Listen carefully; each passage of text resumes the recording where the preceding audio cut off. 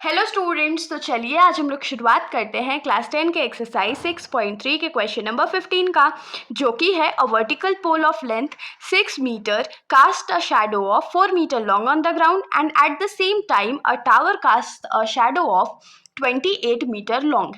Find the height of the tower. तो इस question में हम लोगों को क्या बोला गया है कि एक वर्टिकल पोल है जो एक शैडो फॉर्म कर रहा है ग्राउंड पे, जिसका लेंथ कितना है 4 मीटर। शैडो का लेंथ हमारा 4 मीटर है और जो पोल का लेंथ है वो 6 मीटर है। और क्या बोल रहा है कि सेम टाइम पे, मतलब कि सन का जो एंगल होगा ऊपर से वो सेम होने वाला है। तो इसमें क्या बोल रहा है कि एट द सेम टाइम जो एक टावर है जो कि शैडो कास्ट कर रहा है, उस शैडो का लेंथ कितना है 28 मीटर लॉन्ग है शैडो। और हम लोगों को फाइंड करके बताना है कि उस टावर का जो हाइट है वो कितना होगा। तो देखिए क्वेश्चन बहुत सिंपल है। सबसे पहले हम लोग क्या करेंगे, तो फिगर ड्रॉ करते हैं। तो फिगर हम लोग ड्रॉ कर लेते हैं। तो क्योंकि पहले हम लोगों को पोल के लिए दिया हुआ है तो पोल के लिए हम लोग ड्रॉ करेंगे। तो मान लीजिए ये हमारा वर्टिकल पोल है और यहाँ पर हमारा सन है। तो अगर यहाँ पर हमारा सन है और ये हमारा वर्टिकल पोल है तो इसका शैडो कुछ इस तरीके से जाएगा। इस तरह से हम लोग का शैडो जाएगा और ये शैडो का लेंथ हो जाएगा। ये थोड़ा बड़ा बन गया, आप लोग इसको थोड़ा छोटा बनाइएगा। तो जैसे ये हमारा पोल है तो मान लीजिए हम लोग नेमिंग कर लेते हैं ABC। पोल का लेंथ कितना था, तो 6 मीटर, और उसका जो शैडो था वो कितना का बन रहा था, तो 4 मीटर का बन रहा था। अब हम लोग आते हैं टावर पे।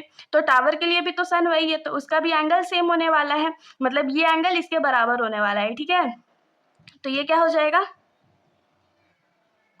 ये वाला कुछ ऐसा बनेगा। तो इसमें क्या बोला है कि इस बार जो शैडो है वो 28 मीटर लॉन्ग है और हम लोगों को ये फाइंड करके बताना है। तो इसको हम लोग एक्स रहने देते हैं और मान लीजिए इस ट्रायंगल का नाम रखते हैं PQR। ठीक है, अब देखिए क्योंकि जब भी टावर बनता है या पोल बनता है तो वो 90 डिग्री एंगल पे बनता है, तो ये एंगल हमारा ऑटोमेटिकली 90 डिग्री होगा। ठीक है, तो हम लोग यहाँ पर क्या लिखेंगे, let AB be the vertical pole. AB जो है वो हमारा क्या है, तो वर्टिकल पोल है, एंड CB या BC be the length of the shadow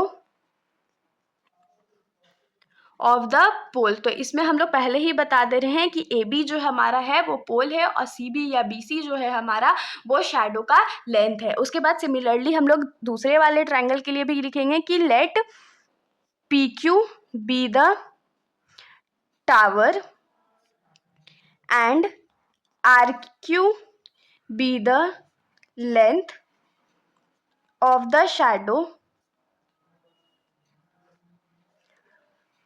formed by the tower।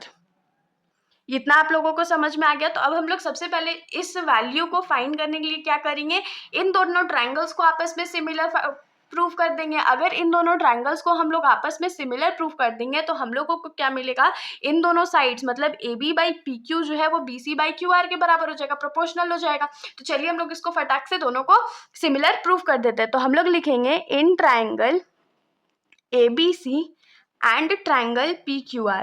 इन दोनों ट्रायंगल में सबसे पहले हम लोगों को क्या पता है कि एंगल ABC जो है वो एंगल PQR के बराबर है। क्यों बराबर है, तो ईच 90 डिग्री है, दोनों का वैल्यू 90 डिग्री के बराबर है। और दूसरा क्या लिख सकते हैं कि एंगल A जो है वो एंगल P के बराबर है। एंगल A जो है वो एंगल P के बराबर क्यों है, क्योंकि the shadow is casted eight the same time. Same time पे एंगल तो सन का सेम ही होगा ना, तो सेम टाइम। तो यहाँ पर आप लोग लिख सकते हो रीजन में angle of the sun is same for both. तो यहाँ से हम लोग को क्या मिल गया कि एंगल A जो है वो एंगल P के बराबर है। तो therefore by A similarity triangle ABC जो है वो सिमिलर है ट्रायंगल PQR के। इतना तो हम लोगों को मिल गया। अब हम लोग क्या कर सकते हैं, यहाँ से क्या लिख सकते हैं कि AB बाई PQ का जो रेशियो होगा वो किसके बराबर होगा, तो BC बाई QR के बराबर होगा। और इसका रीजन क्या लिखेंगे, तो कॉरेस्पॉन्डिंग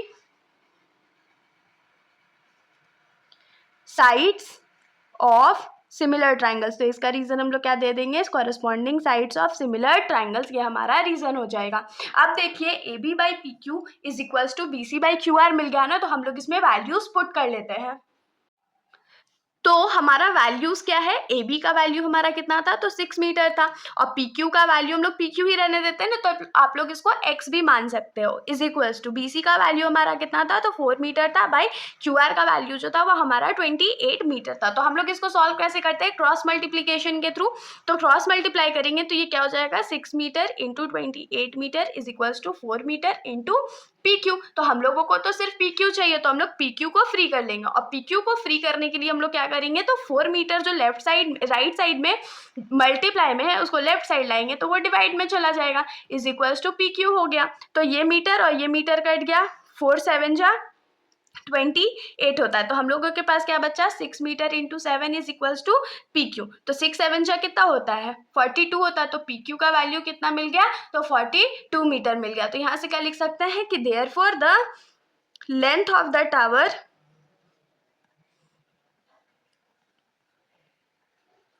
इज 42 मीटर। ये हमारा आंसर हो गया। तो इसके साथ हमारा ये जो सॉल्यूशन है यहीं पर ख़त्म हो जाता है।